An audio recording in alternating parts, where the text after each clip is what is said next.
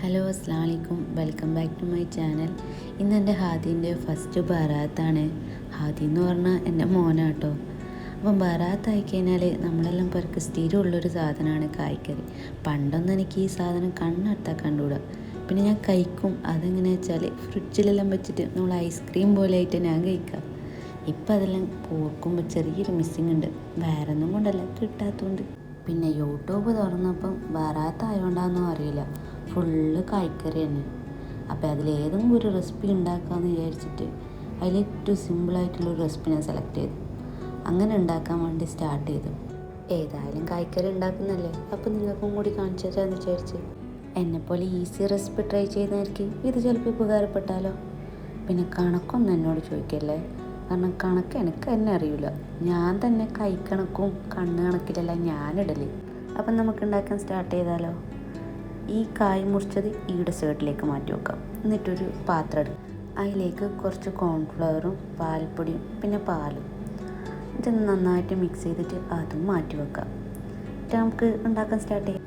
ഒരു പാൻ എടുക്കുക, അതിലേക്ക് കുറച്ച് ഗീ ആഡ് ചെയ്യുക. പിന്നെ നമ്മൾ കാഷ്നട്ടും മുന്തിരിയും ആഡ് ചെയ്യുക. നിങ്ങൾക്ക് കൂടുതൽ വേണമെങ്കിൽ ആഡ് ചെയ്തോട്ടോ. എനിക്ക് മുന്തിരി അങ്ങനെ ഇഷ്ടമല്ല, അതുകൊണ്ട് ഞാൻ കുറച്ച് ആഡ് ചെയ്തിട്ടുള്ളൂ.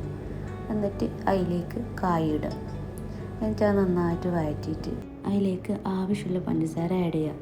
നിങ്ങൾക്ക് കൂടുതൽ മധുരം വേണമെങ്കിൽ കൂടുതൽ പഞ്ചസാര ആഡ് ചെയ്തു.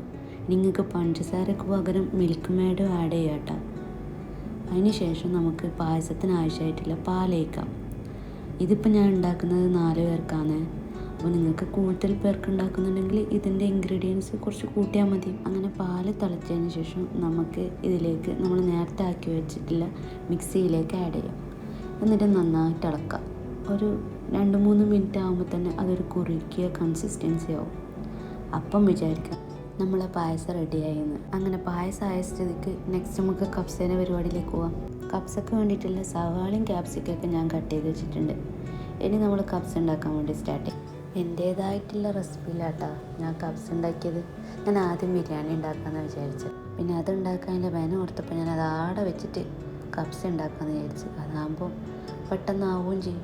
അങ്ങനെ ഒരു സൈഡിൽ കപ്സ് റെഡി ആകുമ്പോൾ ഇപ്പം തന്നെ മോനിക്കുള്ള ഫുഡ് ഞാൻ വെച്ചിട്ടാ. അവനിക്കിന്ന് ക്യാരറ്റും ചിക്കനാട്ടാ ഞാൻ ഇന്ന് കൊടുക്കുന്നത്. അവൻ കഴിക്കുകയോ ഇല്ലയെന്നൊന്നും അറിയില്ല, എന്നാലും കൊടുത്തു നോക്കാം. അപ്പോൾ അത് ബോയിലിന് ശേഷം നമുക്ക് ജ്യൂസിൻ്റെ ജാറിൽ ബ്ലെൻഡ് ചെയ്യുക.